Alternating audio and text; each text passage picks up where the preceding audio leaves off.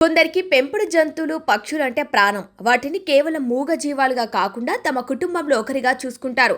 సరిగ్గా అలాంటి అపురూపమైన బంధమే భద్రాద్రి కొత్తగూడెం జిల్లా చుంచుపల్లి మండలం విద్యానగర్ కాలనీలో వెలుగు చూసింది.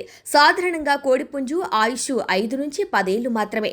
కానీ ఇక్కడి చెన్ను ప్రవీణ్ శైలజ దంపతుల ఇంట్లో ఓ నాటు కోడిపుంజు ఏకంగా 16 ఏళ్లుగా జీవిస్తూ అందరినీ ఆశ్చర్యపరుస్తోంది. జీవ వైవిధ్య దినోత్సవం సందర్భంగా ఈ విచిత్ర సంఘటన బయటకు వచ్చింది. ఈ కోడిపుంజు పేరు టింకు. ప్రవీణ్ కుమార్తెకు 2 ఏళ్లు ఉన్నప్పటి నుంచి ఈ టింకు వారింట్లోనే పెరుగుతుంది. ప్రస్తుతం దీని వయసు 16 సంవత్సరాలు. కేవలం సజ్జలు మాత్రమే ఆహారంగా తీసుకునే ఈ టింకు గత 2 ఏళ్లుగా ఇంట్లో పెరుగుతున్న లియో అనే జాతి కుక్కతో ఎంతో స్నేహంగా ఉంటుంది. ఈ ఎండాకాలంలో ఈ 2 మూగజీవాలు కూలర్ కింద సేద తీరుతూ ఆడుకోవటం విశేషం.